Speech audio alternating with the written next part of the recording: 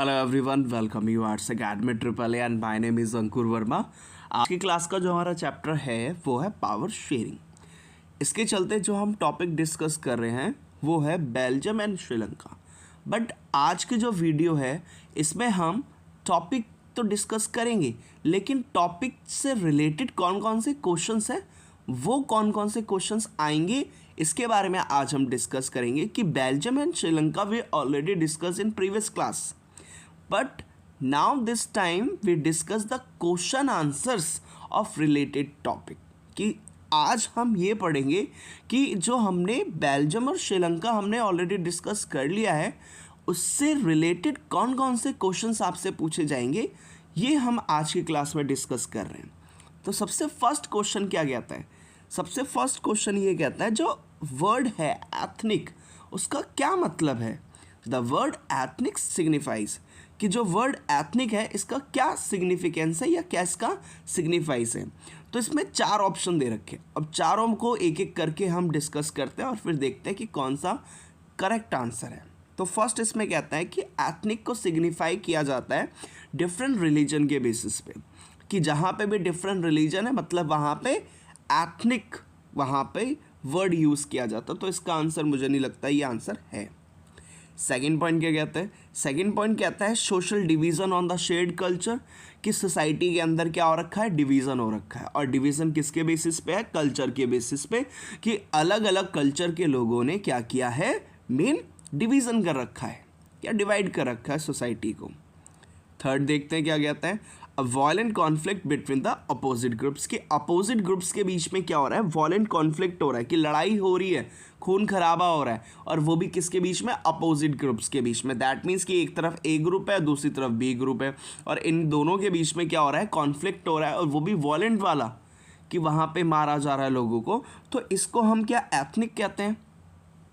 Fourth point देखते हैं, अ careful calculation of gains and losses, कि लॉसेस और गेन्स का प्योर तरीके से, पूरे केयरफुल तरीके से हम लॉस का और गेन्स का क्या कर रहे हैं? कैलकुलेशन रख रहे हैं। इसको हम एथनिक कहते हैं। तो इसका आंसर निकल के आता है बेटा बी। ए नहीं है, डिफरेंट रिलीजन को एथनिक सिग्निफाई नहीं करता, इसके साथ साथ मेन वायलेंट कॉन्फ्लिक्ट को सिग्निफाई नहीं करता, अपोजिट ग्रुप्स के बीच में लड़ाई हो रही है तो उसको हम एथनिक कहते हैं नहीं, और ना ही गेन्स और लॉसेस को मेन सिग्निफाई करता है। तो किसको सिग्निफाई करता है? एथनिक। तो एथनिक जो सिग्निफाई करता है वो सिग्निफाई करता है सोशल डिवीज़न को, कि सोसाइटी क्या है? डिवाइड है, डिवीज़न हो रखा है। लेकिन उसका बेस क्या है? उसका बेस है कल्चर, कि कल्चर के बेसिस पे लोगों ने क्या किया? अपने अलग अलग ग्रुप्स बना लिए। तो उसको हम क्या कह सकते हैं? एथनिक ग्रुप्स कह सकते हैं। आगे बढ़ते हैं। नेक्स्ट क्वेश्चन क्या कहता है? नेक्स्ट क्वेश्चन इसमें निकल के आता है, which of the following is a major caste group of the Sri Lanka, कि श्रीलंका के अंदर बेसिकली मेजर कास्ट ग्रुप कौन सा है। तो हमने जो डिस्कस किया था श्रीलंका के बारे में, तो एक तो श्रीलंका के अंदर हमने जो डिस्कस किया था, तो वहाँ पे दो स्पीकिंग के लोगों के बारे में हमने डिस्कस किया। एक तो सिन्हाला थे and the second is Tamils. तो ऑप्शंस देखते हैं। The first option is Christians and Tamils, second Buddhist and Hindus, third Sinhali and Tamil, या डी सिन्हाली एंड क्रिश्चियंस। तो इसका आंसर निकल के आता है ऑब्वियसली बात है सी, कि वहाँ पे जो दो हमें मेजर कास्ट देखने को मिलती है श्रीलंका के अंदर, the first is Sinhala and the second is Tamil. ठीक है, नेक्स्ट क्वेश्चन की तरफ बढ़ते हैं।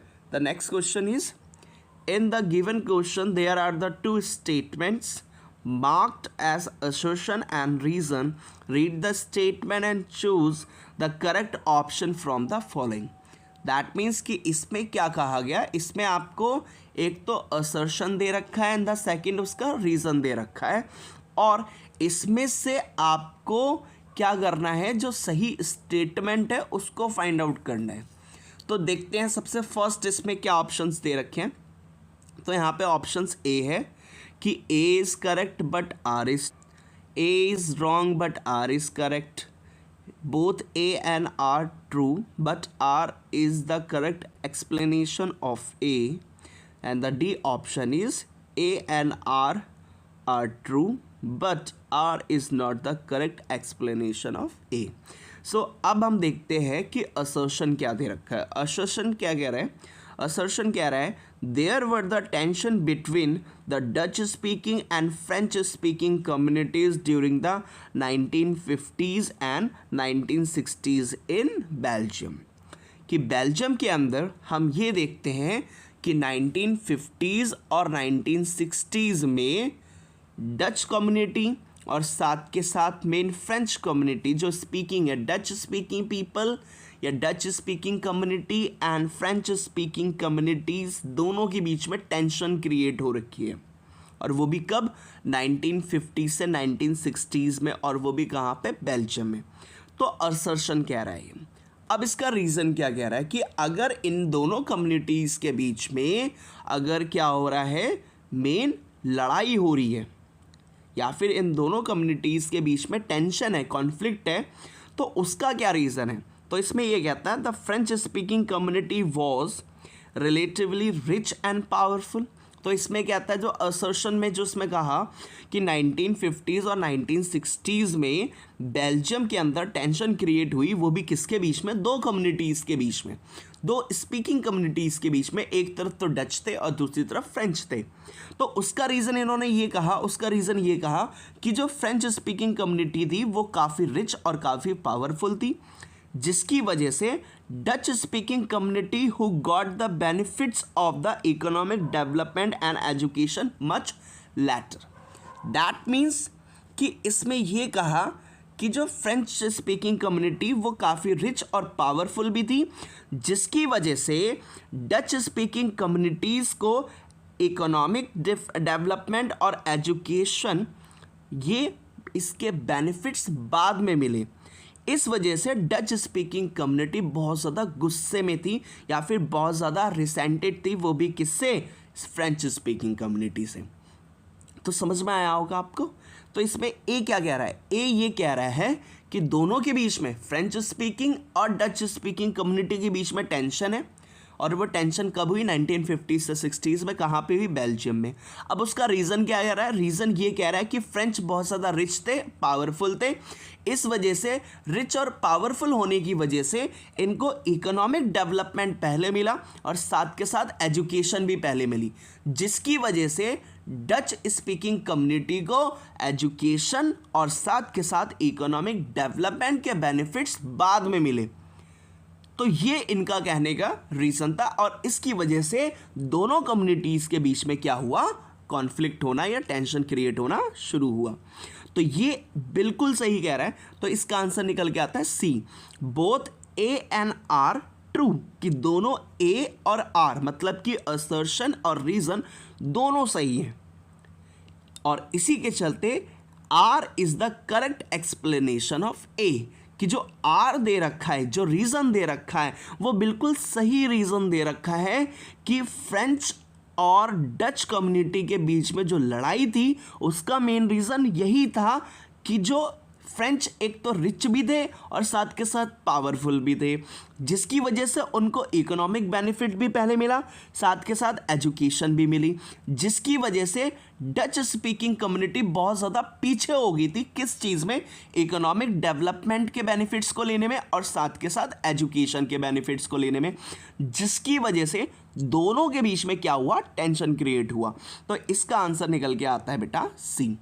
तो आपको समझ में आया होगा कि बेल्जियम एंड श्रीलंका से सबसे पहला आपसे ये एमसीक्यू पूछ सकता है कि एथनिक मतलब क्या होता है। तो एथनिक जो सिग्निफाई करता है वो सिग्निफाई किसको करता है? Social division. That means society जो है, सोसाइटी जो वो है डिवाइड है, और वो किसके बेसिस पे? कल्चर के बेसिस पे। एंड द सेकंड जो मेजर कास्ट ग्रुप्स थे श्रीलंका के अंदर, वो एक तो Sinhala and the second is Tamil. और 1950s और 60s में डच स्पीकिंग और फ्रेंच स्पीकिंग पीपल्स के बीच में जो लड़ाई हुई, जो टेंशन हुआ, उसका मेन रीज़न क्या था? उसका मेन रीज़न ये था कि फ्रेंच स्पीकिंग कम्युनिटी ने इकोनॉमिक बेनिफिट और एजुकेशन उनको पहले मिल गया, और मेन जो डच स्पीकिंग कम्युनिटी थी उसको मेन वो बहुत ज़्यादा क्या हो गए थे? पीछे रह गए थे। दैट मीन्स उसको बाद में बेनिफिट्स मिले, वो भी किसके? इकोनॉमिक डेवलपमेंट के और एजुकेशन के, जिसकी वजह से डच स्पीकिंग क्या हो गए थे? गुस्सा हो गए थे या फिर उनको मेन रिसेंडेड हो गए थे। होपफुली आपको समझ में आया होगा। Thank you.